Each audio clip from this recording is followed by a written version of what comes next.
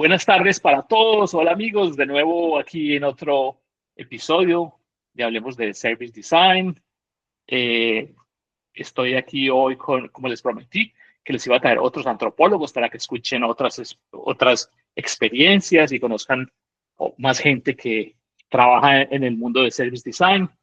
Eh, es un poquito odioso hablar en conceptos en inglés, yo siempre se los he dicho, que es un poquito odioso, pero como les he dicho también en otras ocasiones, la mayoría de la bibliografía está en inglés, entonces creo que usted la encuentra en tal cual está, no es un tema aquí de chicanear.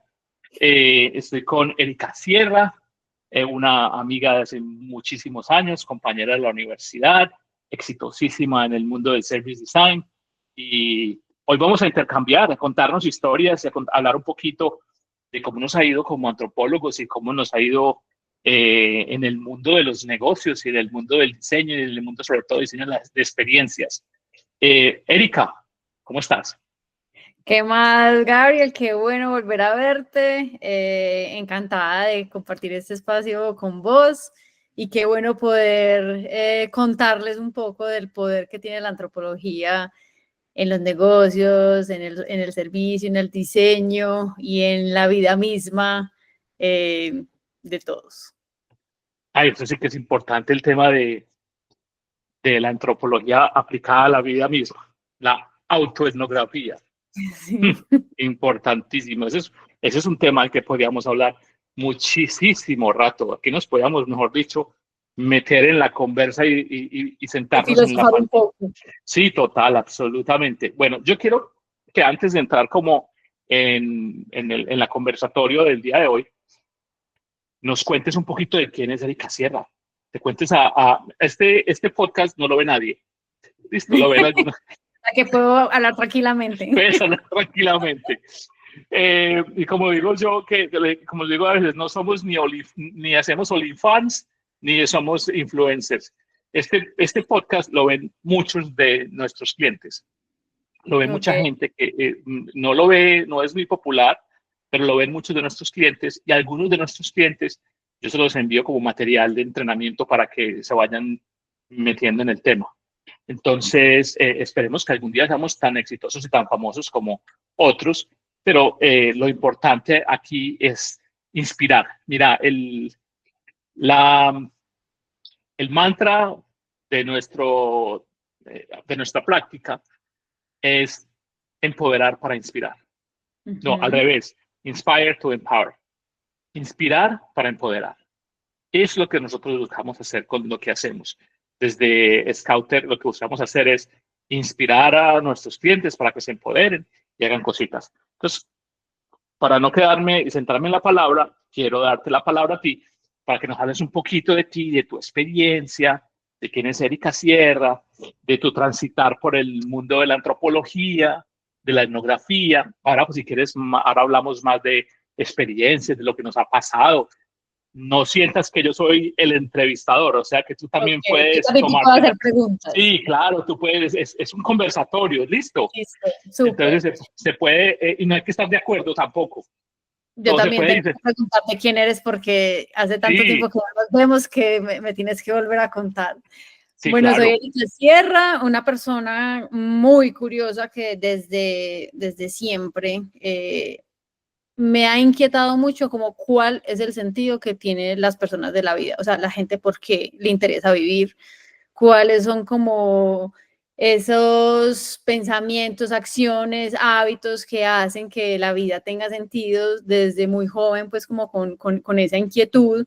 Entonces me gustaba mucho la literatura, la filosofía desde el colegio, estudié en un colegio que me dio como todas esas posibilidades para entender y comprender y abrirme como un espectro en el mundo de las personas, incluso en el ISOL de Chavarría, que fue donde estudié, mi profesora de español, yo quería estudiar tantas cosas que ella me dijo que existía la antropología, fue la profesora de literatura la que me dijo que existía y me interesó demasiado porque abarcaba muchos, como muchas cosas que quería entender en la vida, ¿cierto? Quería saber desde la historia, me encantaba, me gustaba mucho la sociología y demás. Entonces ella me mostró el mundo de la antropología y decididamente entré a la Universidad de Antioquia, quería estudiar en esa universidad y entré pues a antropología. Siempre me decían como venía antropología y qué hace un antropólogo y qué va a trabajar un antropólogo.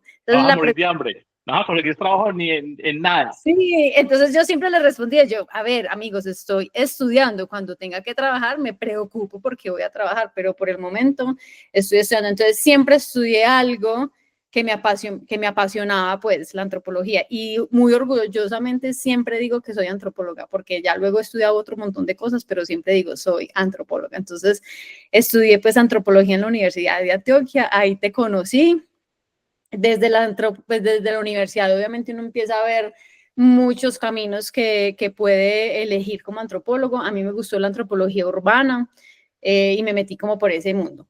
Terminé siendo arqueóloga un par de veces Sí, también. todos.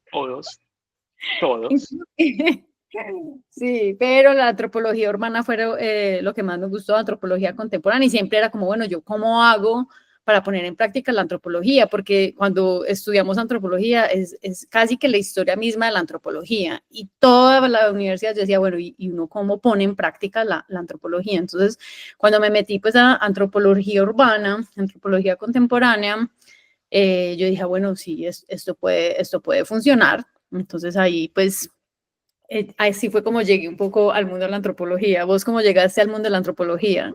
Muy bien, yo ya te voy a contar cómo me convertí en antropólogo. Voy a partir de algo que dijiste, es no vas a conseguir trabajo, te vas a morir de hambre. Yo escucho eso demasiadas veces. Yo llegué al mundo de la antropología y desde muy chiquito, desde muy joven, desde que era, mira, yo era un niño al que le encantaban los documentales de National Geographic.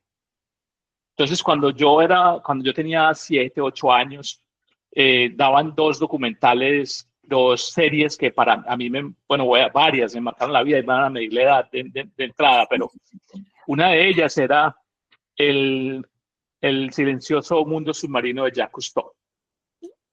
Yo no me perdía esa serie. Y yo le decía a mi mamá, yo quiero ser como ese señor cuando yo sea grande. Yo quiero ser como Jacques Cousteau. Y otra que me gustaba mucho eran los documentales de National Geographic. Yo los grababa. Yo tenía una colección en ese tiempo de Betamax, de cintas de Betamax, que total, estamos hablando pues de la Años 80, paleohistoria, sí, de 80, la estamos en los paleohistoria. 80. Y entonces yo tenía una colección de esos y yo siempre decía, yo quiero ser como estos manes. Pero mi papá me decía que me iba a morir de hambre, que me iba a morir de hambre, que A mí mis eso. papás siempre me apoyaron, decían como antropología, ¿eso por qué? Y ellos como, hágale. Entonces yo primero estudié ingeniería civil Mm, y fui absolutamente infeliz. Creo que fui el estudiante más malo de ingeniería civil que tenía la Universidad Nacional, porque a mí eso no me gustaba, pero era para nada, cero. Y estudiando ingeniería civil, yo dije, yo algún día voy a estudiar lo que me gusta. Yo no me gradué como ingeniero, aunque estudié mucho, y no me gradué como ingeniero, y cuando tuve la oportunidad, me presenté a la Universidad de Antioquia y pasé a estudiar pero idea de antropología. antropología, pues, o sea, a mí porque la antropología me llegó y una profe de literatura me contó de que va, incluso Edgar Bolívar era amigo de ella y me contactó con Edgar, y Edgar siempre fue mi tutor en la universidad y yo creo que él, pues como que mantuve la conversación del colegio con Edgar y ahí me fui yendo. Yo quería ser paleontólogo. ¿A usted Yo, ibas más por la arqueología me gustaban mucho los paleontológica? dinosaurios. Y entonces yo tenía colección de dinosaurios. Yo tenía muñequitos de dinosaurios de todos, de todos. Yo sabía cuál era el Archaeopteryx. Yo me sabía los nombres de todos, de todos. Yo sabía que el Tiranosaurio Rex tenía 3 dedos. Yo sabía todo, todos. Yo tenía colección de dinosaurios y entonces, pero no podía estudiar estudiar paleontología en la Universidad de Antioquia. Entonces yo, bueno, me hago antropólogo y después me especializo en paleontología. Perfecto. Y entonces entré a estudiar como antropólogo y tuve mi fase de arqueólogo. Y tuve tengo una anécdota súper graciosa de Gustavo Santos. Gustavo Santos, voy a contarles aquí una historia, y es que una vez Gustavo Santos fuimos a esas excavaciones que él nos llevaba por allá en Santa Elena. Sí, Y yo creo hasta entonces, pudimos haber ido juntos a una de esas excavaciones. claro, y entonces yo era muy gomoso, parce, porque yo tenía los palustres Marshalltown.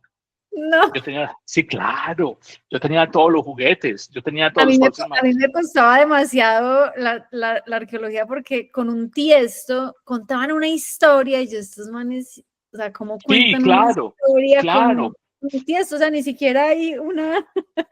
Pero es que No, sí, en aras de convertirme en Jacques Cousteau, yo primero estudié para ser mi instructor de buceo. Yo me hice instructor de buceo primero. Entonces, cuando yo entré a estudiar antropología, yo ya era instructor de buceo. Entonces, yo de cierta manera, yo estaba en una posición cómoda porque yo ya ganaba plata dando clases de buceo. Entonces, yo tenía amigos que viajaban. Entonces, yo encargaba el palustre Marshalltown, tal referencia 4, el puntudo, el que le sacamos el filo para que corte la arena, todo. Entonces, yo tenía todo, entonces se burlaban de mí. Pues imagínate, la Universidad de Antioquia, llegar yo y sacar los palustres Marshalltown, todo el mundo, este man, que hombre, ¿cierto? wow. Entonces, estábamos en una excavación allá y yo estaba cortando con mi palustre un poquitico para sacar un tiesto, y saqué un pedazo de madera. Entonces, claro, yo fotografié el pedazo de madera, hice pues todo el ritual, lo registré, lo saqué, lo puse en una hojita de papel, le tomé una foto y se lo mostré a Gustavo Santos. Y voltea, y como vio que yo estaba tomando notas, voltea y me dice, Palus Santos Brantus. ¿Qué? Palus Santos Brantus. Ya, yo, marica, escribí y ese man se caga de la risa. Estaba burlando de mí el weón. Claro, Estaba si esta burlando. madre no Sí, existe. un puto pedazo de madera. Ya. Bueno, entonces, en la medida que fui avanzando, me sucedió algo, y es que entré a trabajar. Había una empresa de internet en Medellín que se llamaba Colombianet. Colombianet era el, el, el- era ¿cómo se llama? El contact center, o sea, el centro de De ayuda. atención, de servicio de IMSAT. O sea, en Medellín habían dos servicios de Internet, IMSAT y EPM en esa época.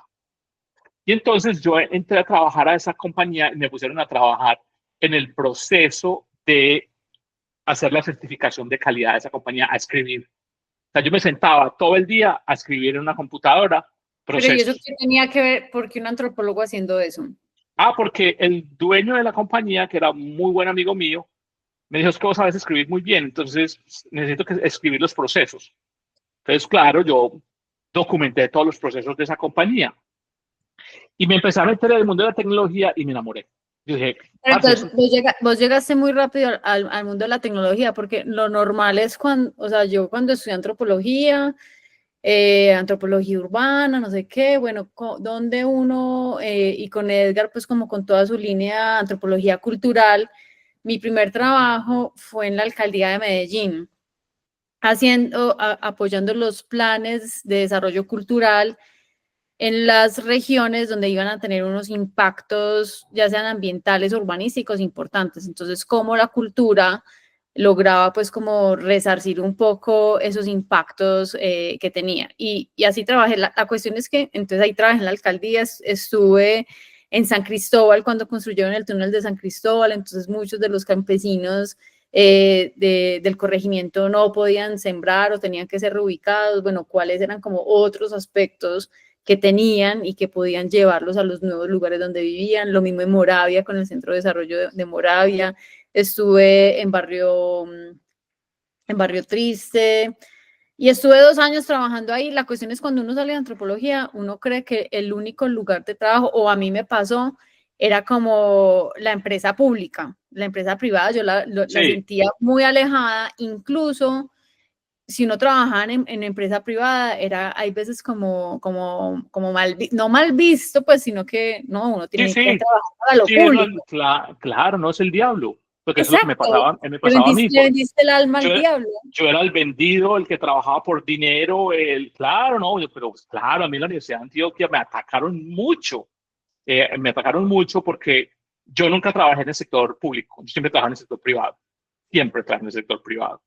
Y entonces yo me empecé a enamorar de las relaciones de la tecnología con la sociedad. Y empecé a ver cómo impacta la tecnología en la sociedad y me tocó ver todo el proceso de cambio de la entrada a Internet. Entonces eso a mí, yo dije, uy, aquí hay un frente de investigación. Entonces yo hice Cosa mi, que no enseñan en la universidad, o sea, claro, todo eso lo tuviste que aprender, o sea, hay como unas bases, pero en la universidad lo que te decía, uno le enseñan, yo no sé si hoy cómo será un pensum de antropología, pero es historia de la antropología y por allá en los últimos semestres, como antropología aplicada, pero uno no entendía muy bien cómo es, pero si en la universidad de entrada te enseñan tecnología, el impacto, pues sí. yo espero que ya en las universidades tengan esos pensums. Mira, yo me encarreté mucho con las relaciones de ciencia, tecnología y sociedad. Yo me encarreté mucho con eso. Entonces yo vi ahí como, hey, eso es bacano. Y me metí mucho en cómo la innovación impacta desde lo cultural y desde lo social. Y entonces encontré en Ramiro Delgado un apoyo muy grande. Ramiro me decía para adelante, siempre para adelante, para adelante. Y me decía, leas esto, estudies esto. Y yo tuve dos profesores que me impactaron fuertemente en mis estudios de antropología. Uno fue Gallego.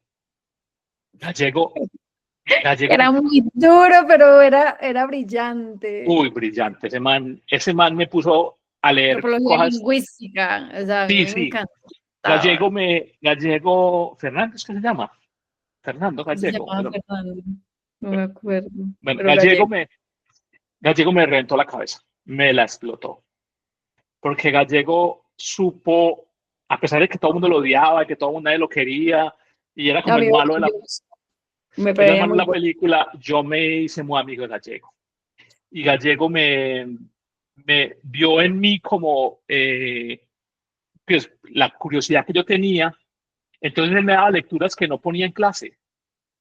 Él me daba lecturas que no ponía en clase normalmente y él me decía, leas este libro. Y yo me lo leía. Yo me lo leía y después me sentaba con él a conversar. Entonces yo me leí, por ejemplo, me dio el Tao de la Física, bueno, me dio un montón de libros Richo Capra, un montón de libros que Gallego me dio. Yo me enamoré de Chomsky con Gallego, de todas las teorías de Chomsky. Entonces ahí ya me picó la cabeza mucho. Y después encontré en Ramiro el apoyo. Ramiro fue mi director de tesis, pero adicionalmente fue mi amigo, pero Ramiro adicionalmente me, nunca me decía que no. Yo le decía, hey, se me ocurre esta mierda. Y él me decía, sí, hágale, vea, hágale por aquí, hágale por allá. Entonces, cuando yo decidí, cuando empecé a trabajar en la empresa de tecnología, a mí me empezó a suceder que la gente de mercadeo tenía mucha curiosidad por el tema de la antropología del mercadeo y todo el tema de etnografía. Entonces, lo primero que yo hice con el apoyo de Ramiro fue un curso que se llamaba Etnografía para Directores de Mercadeo. Wow. Entonces, yo diseñé un curso que se llamaba Etnografía para Directores de Mercadeo y lo empecé a vender a empresas en Colombia.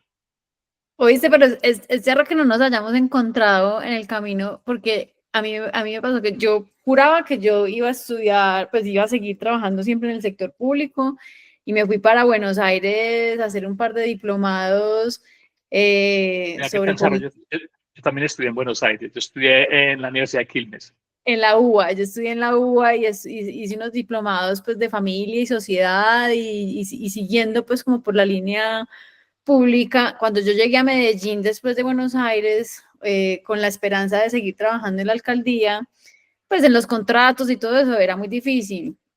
y con Sandra Mendoza, una compañera, Claro que la conozco. ella me empezó como, no, mercadeo. O sea, los estudios de mercado Sí, necesitan antropólogas, antropología del mercado. Y para mí, o sea, me hablaban en chino. Y yo, ¿qué? O sea, sí, la empresa privada. Y claro, uno empieza a sentir como empresa privada, lo va a vender el mal diablo, uno ya sí, como todo te adoctrinado. va- sí, Eh, te vas sí, a y volver el diablo. con Carlos Rojas, yo no sé si conociste a Carlos Sí, Rojas, que claro, fue claro. Malión. Pigmalión, claro, que no es Carlos Rojas. Entonces, Carlos, que también es antropólogo, psicólogo, empezó a contratar antropólogos y antropólogas para que ayudara a hacer los estudios de mercado. Y en esas estuve yo.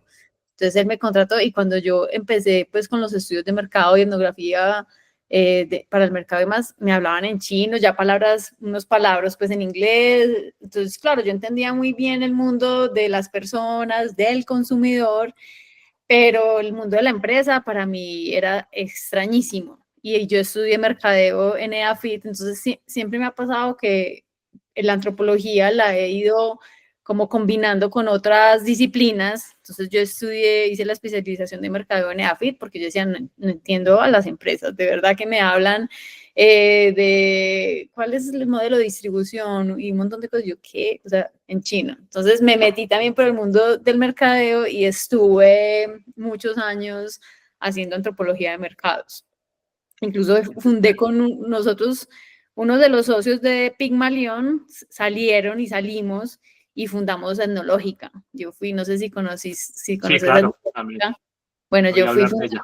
fundadora de Etnológica, ya ahí habían, pues estábamos Sandra y yo como antropólogos, había un psicólogo, y habían, los otros eran administrador de empresas, pues como ya de ciencias más desde los negocios y montamos Etnológica.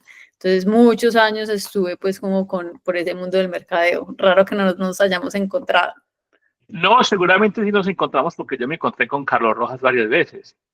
Eh, Mira, yo empecé con ese curso de etnografía para directores de mercadeo, que yo lo diseñé y que Ramiro fue como compinche mío en ese diseño de ese curso, y lo empecé a vender en las empresas y me empezaron a copiar.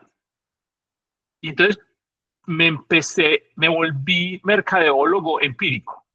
Me empecé a leer de mercadeo, empecé a leer Kotler, me metí, me encarreté con mercadeo muy duro. Y en esa empresa, en IMSAT, tenía unos duros de mercadeo con los que yo trabajaba y ellos me enseñaron muchísimo. Y entonces, eh, yo me, yo seguí independiente, ¿cierto? Y como independiente me llamaron de empresas públicas. Y en empresas públicas yo les diseñé un juego que se llamaba Viaje al Corazón del Cliente para entrenar los empleados nuevos de empresas públicas. Ese es un juego, yo diseñé juego de mesa con dados como un monopolio, como un monopoly, como hágase rico, esto lo llamamos nosotros, hágase rico. Entonces yo diseñé un juego de mesa que se llamaba Viaje al Corazón del Cliente y con ese juego comenzaron a entrenar los empleados del área de marketing y de servicio de empresas públicas. Y ese juego fue una locura. Wow. Con ese juego entrenaron como 4.000 personas. Tanto así que ese juego llegó la noticia, les llegó a la revista Publicidad y Mercadeo, y la revista Publicidad y Mercadeo me hizo un artículo sobre ese juego. Así, tremendo. Entonces, eso me cambió la vida. Mi vida cambió a partir de eso, De ese por, juego. de ese juego, porque ahí yo me metí de cabezas muy duro en el tema y me fui a vivir a Brasil. Me llevaron a trabajar a Brasil. Lo Me fui, máximo. me fui a vivir a Brasil y fui a trabajar como primero director de mercadeo y después fui a trabajar como vicepresidente de mercadeo de una compañía súper grande de seguridad que se llama LoJack, que es una multinacional de seguridad. Y entonces yo ya ahí estaba metido hasta aquí en mercadeo, de pies y de cabezas de mercadeo, y estaba metido en la empresa privada y estaba metido en todos los O temas. sea, Entonces ahí, ¿eras más mercadeo que antropología o seguías pues usando la antropología? no, yo nunca he dejado de ser antropólogo y yo digo hoy en día que en la próxima vida yo voy a elegir otra vez ser antropólogo, porque yo amo la antropología. Es que yo la antropología la veo en todo. Yo le digo, y lo digo muy frecuentemente, que es que la antropología es como una maldición. Una vez antropólogo, para siempre antropólogo, porque empezás te vuelves súper detallista. Aprendes a observar. Yo me pillo los errores de las películas. Yo me pillo que la escena está mal grabada. Y digo, no vea, en la escena anterior tenía la camisa abotonada, ahora está con la camisa abotonada. Entonces, ese montón de cosas de aprender a observar, de buscar la recurrencia, te vuelve un hábito y por eso digo que una vez antropólogo, para siempre antropólogo. Por lo menos a mí me pasa eso. Conozco también a otros antropólogos que reniegan de la profesión y que no quieren saber. Yo también, antropólogo por Sí, siempre.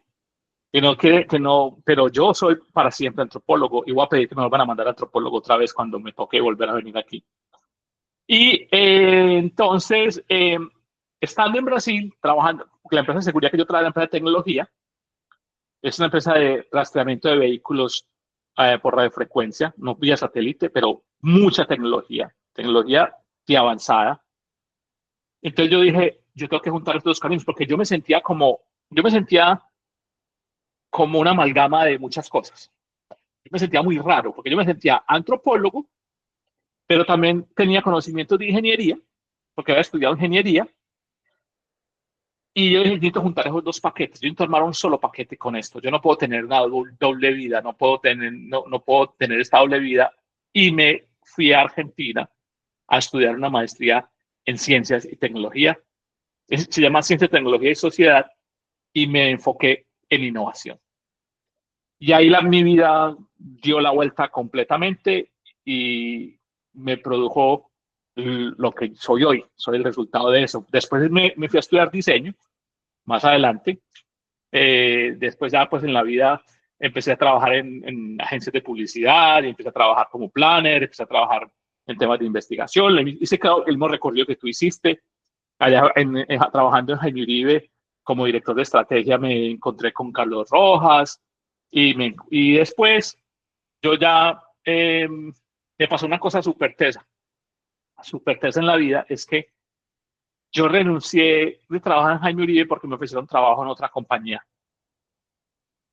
pero yo me fui, yo tenía una locura y me fui a bucear a Sudáfrica, me fui a Sudáfrica, me fui un mes para Sudáfrica. Y Sergio, no sé si conoces a Sergio, compañero nuestro, que estudió en Sudáfrica.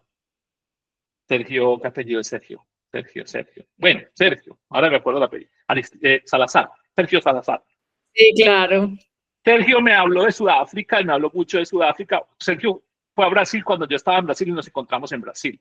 Y él me habló de Sudáfrica. Yo quedé bastante impresionado con Sudáfrica. Yo dije, quiero ir a Sudáfrica. Y me fui para Sudáfrica, me fui un mes para Sudáfrica. Y en Sudáfrica me fui a bucear yo quería bucear con los tiburones blancos. Quería chulear eso en mi experiencia en la vida. Y entonces me fui a Ciudad del Cabo y me fui a bucear. Cuando nos montaron en el bote para ir a bucear, solamente éramos dos personas. Eso fue en agosto del año 2009. Y en ese bote éramos yo y un japonés. Y entonces el japonés calladito, como son ellos, así súper silencioso. Y llegamos al sitio del buceo, bajaron la jaula y llegó la hora de meternos, nos metimos, vino el tiburón blanco que es como un autobús, es una cosa gigante, y salimos de la jaula y ese man empieza a hablar como un recién atracado, hermana. Empieza a hablar y hable, y yo, pero este man no hablaba antes, hasta aquí no dijo nada. Salió, Desaparecido. salió de esa jaula y se soltó. Y hable. Y le pregunté, bueno, ya, ¿y usted qué hace para vivir? Y me dijo, yo soy el presidente de Microsoft Research. Yo, mierda. Si a este man le hubieran comido los tiburones, y hubiera salido en las noticias. Yo no, pero a este man sí hubiera salido en las noticias. Entonces me pregunté, ¿y usted qué? Ya, yo soy antropólogo. Ah, qué bien. ¿Y a qué te dedicas? No, yo trabajo en temas de tecnología e investigación. Y entonces me dijo, ah, qué bueno. ¿Y qué estás haciendo ahora? No, yo estoy en un periodo sin trabajo, estoy dándome un paseo. Un año Eh, sabático. sí, en un mes sabático. Y él me dijo, ah, qué chévere. ¿Y después qué vas a hacer? Y yo, no, pues buscar trabajo. Entonces me dijo, ay, ¿no quieres trabajar con nosotros? No, Y yo le wow. dije, wow, ¿y ustedes qué hacen? Me dijo, no, yo tengo un grupo de antropólogos que se llama UPG, Unlimited Potential Group. Y es un grupo al que yo le cargo misiones que de investigación para que traigan información para desarrollar nuevos productos en Microsoft. Esto es importante que se lo digamos a los chicos que quieren ser antropólogos, porque yo he, yo he ganado más dinero como antropólogo que como ingeniero. Para que, primero, eso, yo siempre lo digo, mi papá estaba súper equivocado, que pensaba que yo no iba a ganar plata. Pero hoy en día, digamos que no voy a decir que estoy en la cúspide de mi carrera porque todavía me siento muy joven y me falta mucho por trabajar, pero yo he viajado más el mundo y he ganado más dinero como antropólogo que como ingeniero. O sea que no se dejen engañar por te vas a morir de hambre. Sí. Está Ay, en cada uno de nosotros. Y entonces comencé a trabajar en UPG con Microsoft. Yo me regresé a Colombia, llegué a Medellín y no volví a ver nada del man. Pasaron 3 meses y yo veo una llamada en mi teléfono, me sale un número súper largo. El man estaba en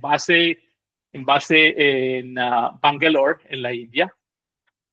Y el hombre, yo ese número contesto, él se llama Kentaro Toyama, y me dice, hey, Gabriel. Y yo, hey, ¿qué más? Y empezamos a hablar y me dijo, tengo tu primera misión. Y yo, what? ¿Qué? Necesito que te vuelvas a África y que te vuelvas a Brasil y necesito que investigues en las escuelas cómo usan el programa de Paint en las escuelas los niños, básicamente, y me dijo, te voy a mandar una guía de investigación para que te la leas y necesito que arranques cuanto antes.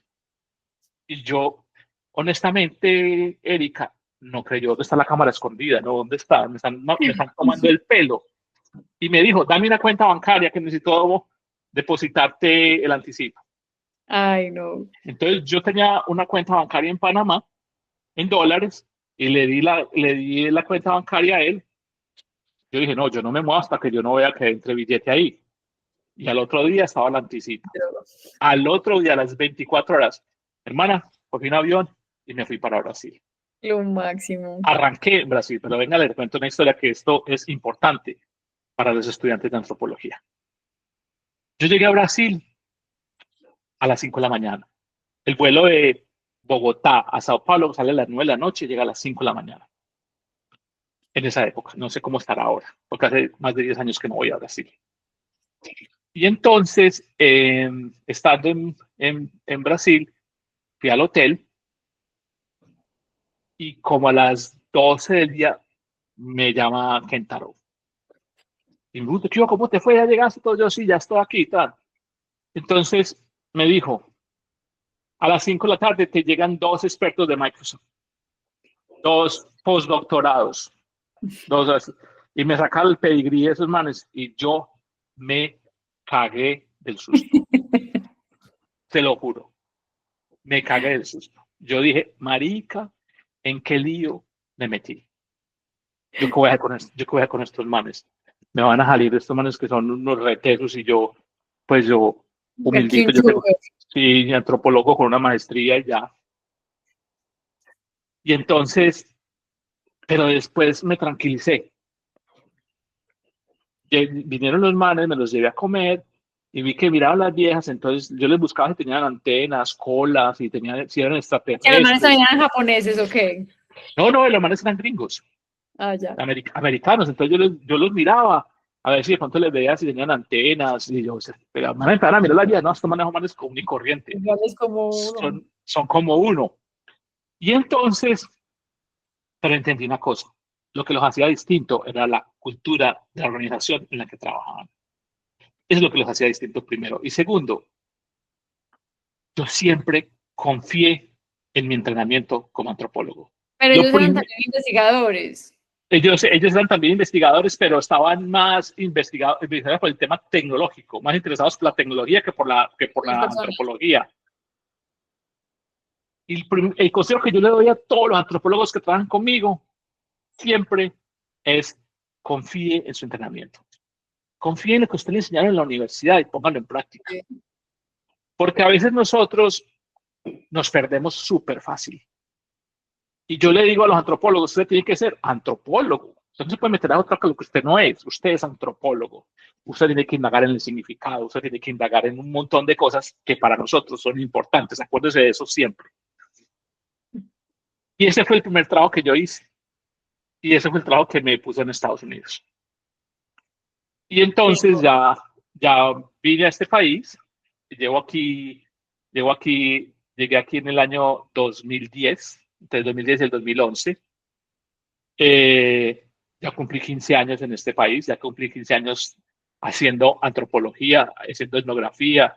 He tenido la posibilidad de hacer etnografía en el Bronx, en cosas súper bacanas, historias súper tesas, pero siempre haciendo antropología. Y al año 2022 hice una maestría en diseño, porque me gustaba, ya me empezó a pasar lo que me pasaba con la ingeniería, que hablaba tanto con diseñadores, trabajaba todo el tiempo con diseñadores, me gustó tanto y estaba más metido en el diseño a veces que en la misma antropología, que yo dije, yo necesito aprender un poquitico más de esto. Y hice Sí. una maestría en diseño en Barcelona. Bueno, pero ya hablé yo mucho, hablen pues de usted, ahora sí le toca a usted de nuevo. No, yo, yo creo que no sé si te pasó lo mismo que a mí, pues porque yo también terminé en el mundo del diseño, porque los antropólogos, y cuando vos haces pues, los estudios de mercado o estudios de consumidor, nosotros damos los resultados del estudio. Entonces la gente se comporta así, el significado de las personas es este, la observación es este. Pero yo sentía muchas veces el vacío de, bueno, y entonces, ¿y qué? Muy, Sí, que sigue. muy buena la información, entonces, pues yo qué hago con todo esto, y eso no lo decía, y Sí, eso no lo decían mucho en Pigmalión, en Etnológica, como bueno, ¿y qué?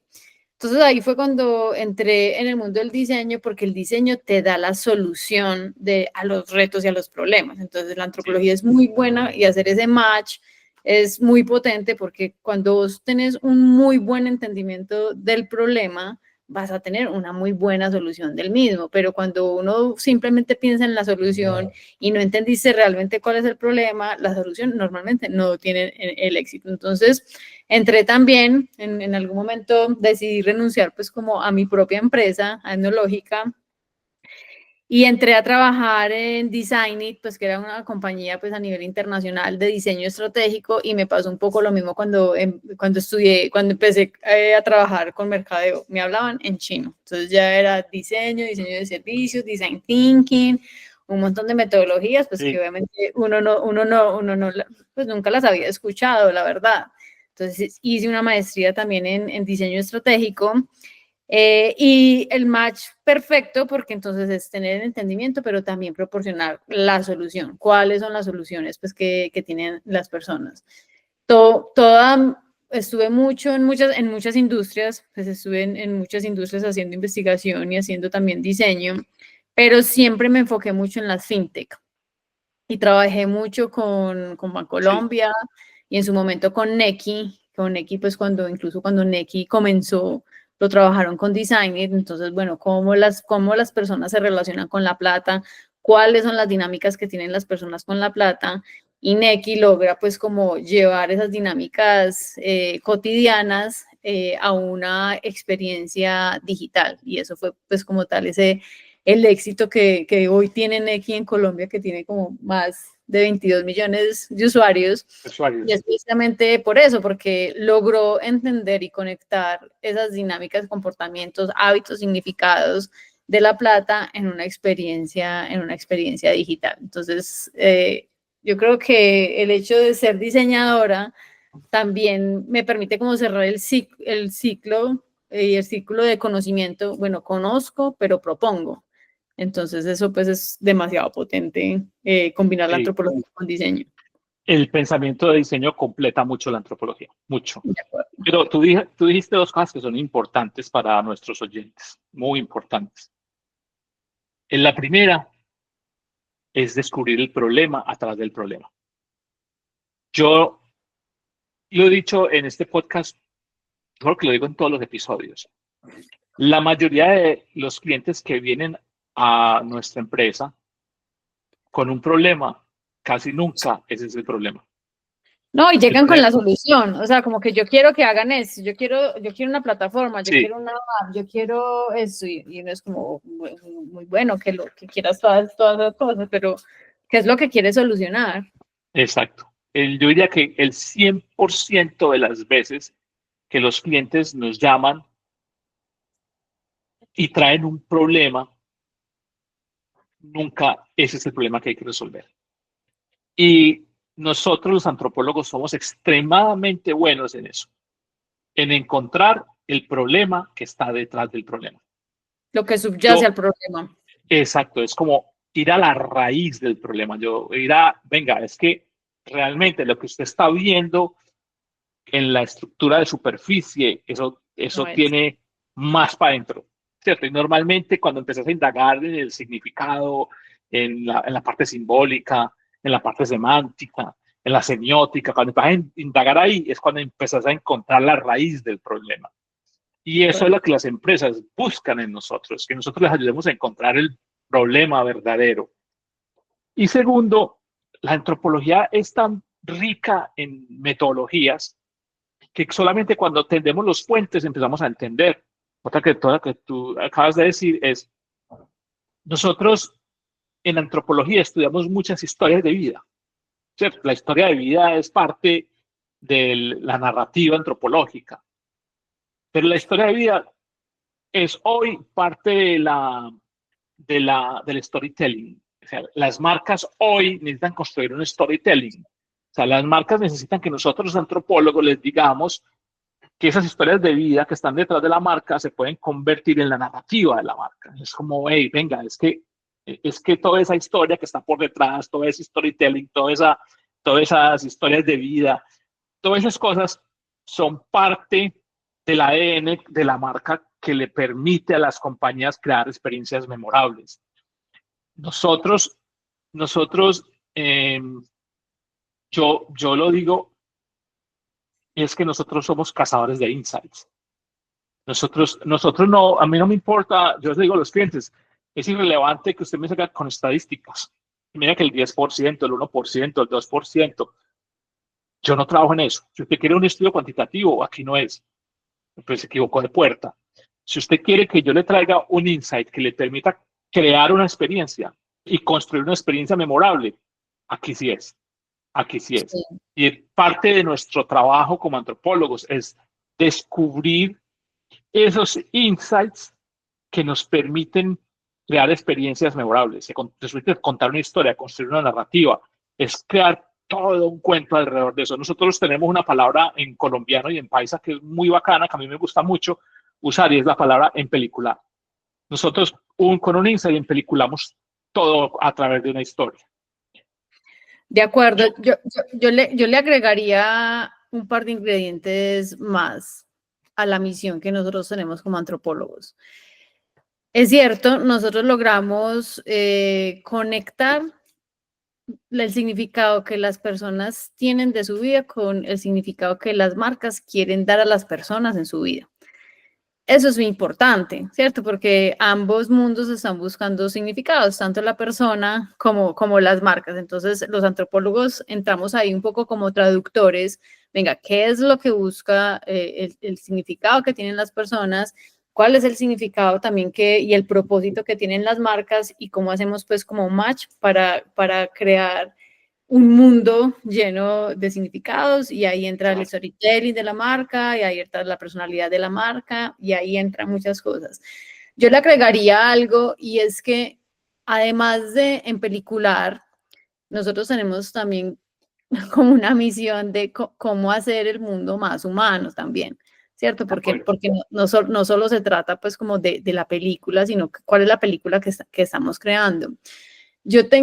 Hay veces ciertos conflictos con el diseño, o sea, es importante el diseño centrado en las personas, pero cuando uno se va también a un extremo del diseño centrado en las personas, hay veces maleducamos incluso a los usuarios, ¿cierto? O sea, cuando un usuario, si no es 24/7, si no es el servicio de ya para allá, si esta vaina no me funciona, no me funciona como tal el servicio. Entonces, incluso el diseño per se también creo que tiene un reto importante en el mundo, y es cómo nosotros diseñamos un mundo en el que podamos vivir tanta gente y con todos los problemas que no podemos desconocer. Hay algo chévere que he estado como tratando de entender, de indagar, y es el diseño de transiciones.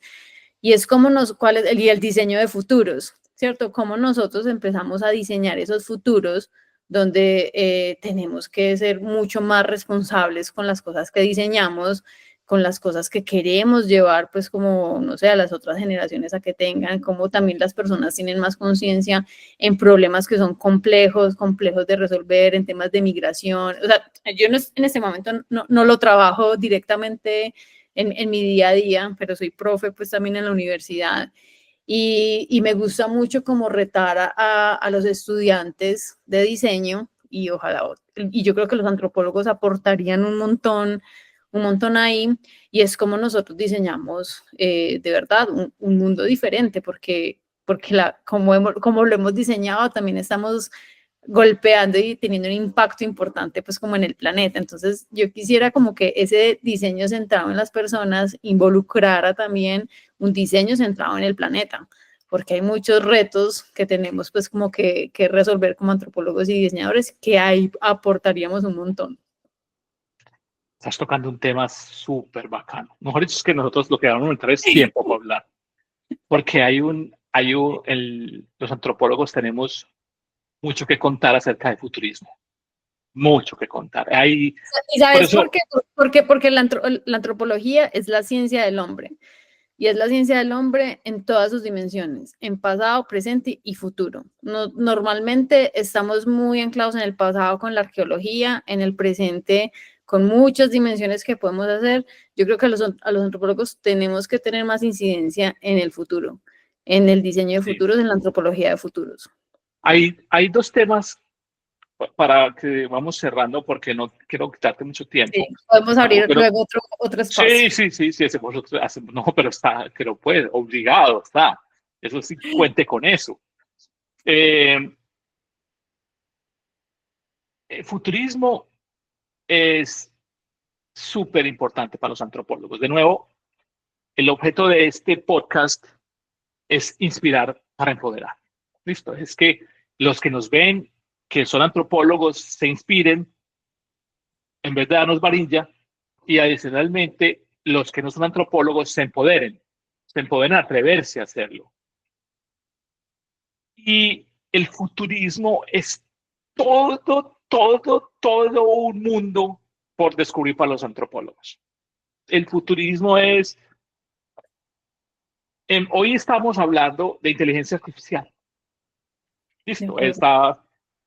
todo el mundo piensa que la inteligencia es nueva, pero yo estoy escuchando la inteligencia artificial desde que yo trabajaba en INSAT, hace 20 años.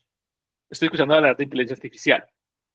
Y entonces, eh, estamos en la transición, y en temas de diseño venimos del diseño centrado en el humano, como tú lo indicas, pero estamos transitando al, al post-human centered design, al sinteo, ¿cómo traduzco eso en español? Al post-diseño centrado en el humano, Sí. a través de la inteligencia artificial. Y entonces mucha gente piensa, bueno, no, se nos acabó el trabajo para los antropólogos. No, por el contrario, ahora es que nos está Ah, comenzando el trabajo, claro, porque ahora alguien tiene que levantar la bandera de decir, hey, no se les olvide que es que somos humanos, carne y hueso y un montón de contenido simbólico, ¿cierto?